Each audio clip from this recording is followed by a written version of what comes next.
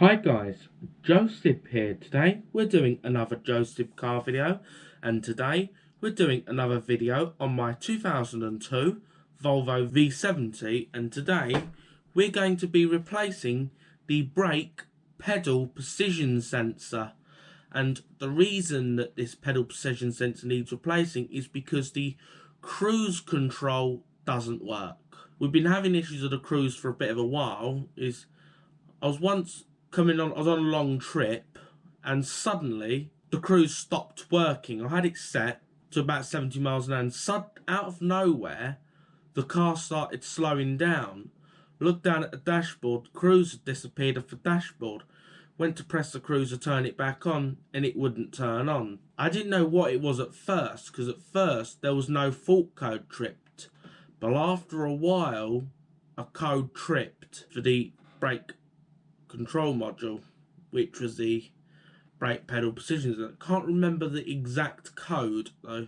But anyway guys, let's get over to the vehicle right now and replace this sensor. Right guys, the problem I'm having with this V70 is the cruise control.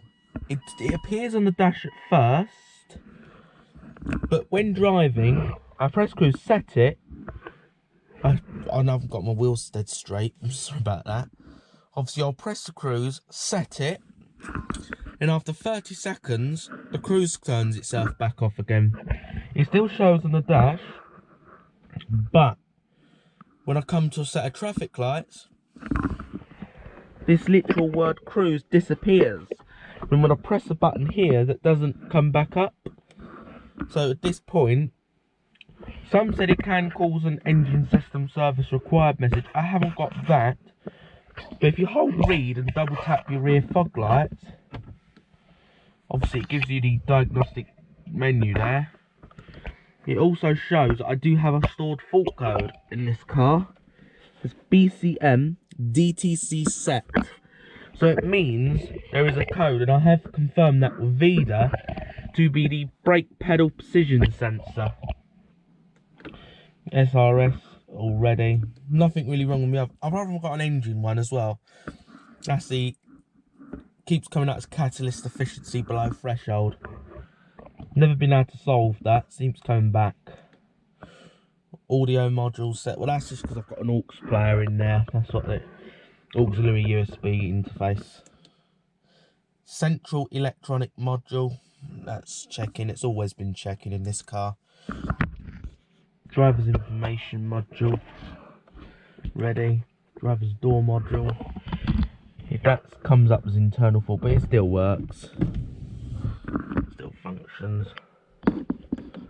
Climate control module, that's an air quality sensor.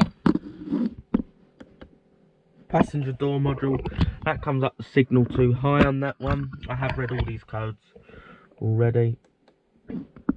Rear electronic module, that's a computer at the back. Steering wheel module, ready. Upper electronic modules checking. Normally if that's set, that's an issue with the alarm siren. This one works, so obviously that's why that's checking. But anyway guys, so we're now going to depressurize the servo. So I'm going to press the brake and depressurize the servo.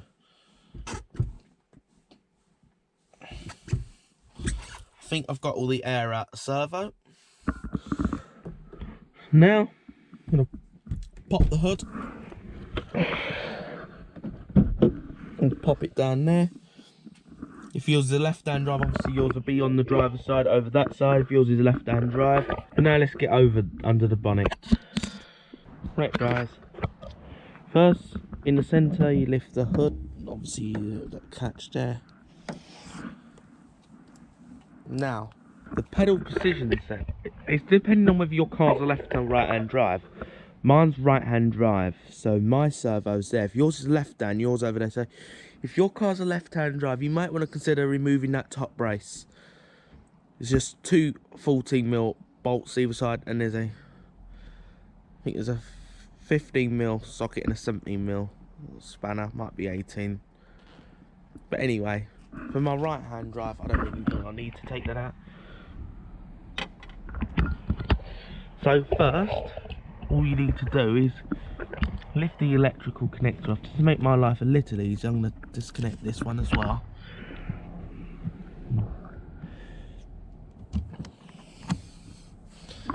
Get that out of my way. Probably should have used better tools. Might have made my job easier if I didn't. There you go. Now, there is just a small snap ring.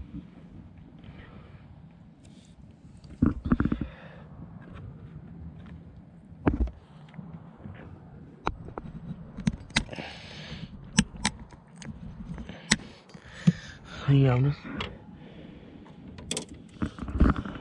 just gonna try and free this.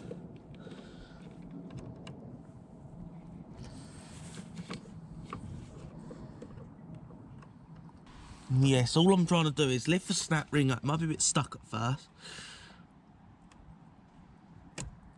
Possibly could do with a second snap ring, really. There you go.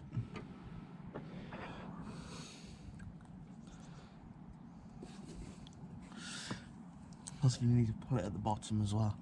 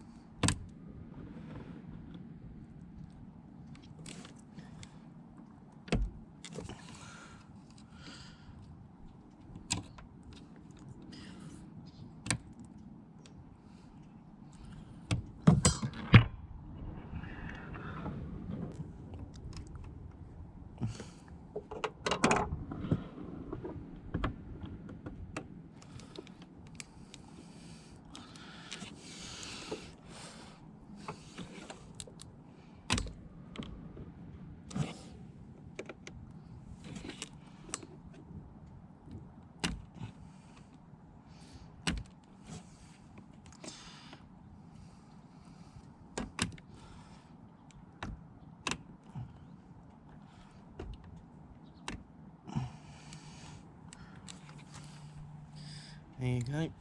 Now I'm just going to get the top one now, which I've been aiming to do originally.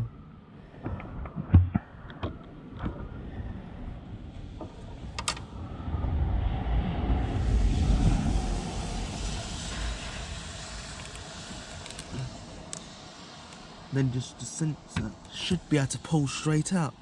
There you go, just like that.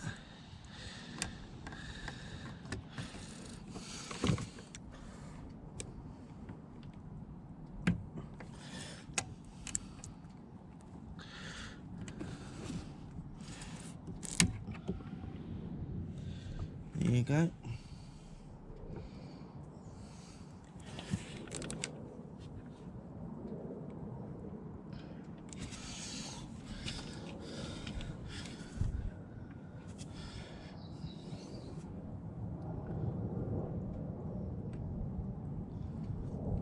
And just fish in there with your finger and grab the seal.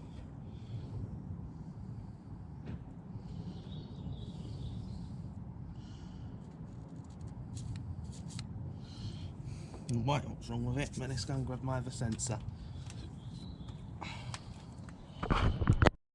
Right, here's my replacement. I took this out of a scrapyard, so this is literally what I'm literally now going to do is insert it in the servo. I'm going to leave it on there in case this sensor's faulty.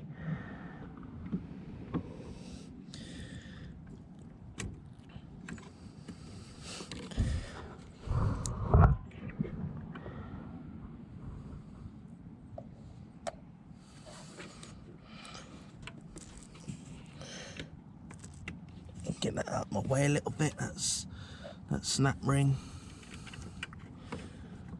There you go.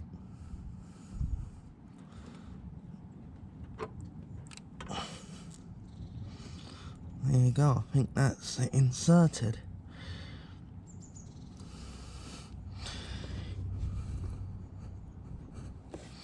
There you go. Now I should just be able to pop in the snap ring. There you go.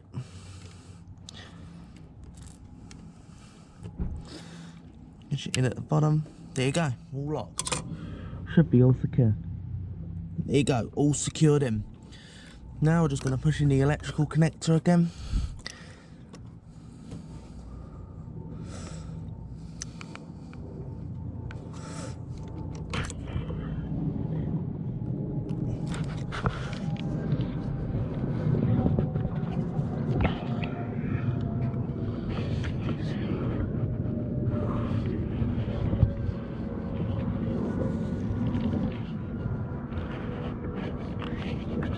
There you go.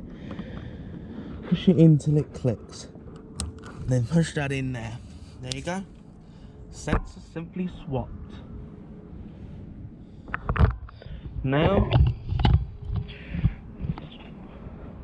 not sure actually what's wrong with this sensor.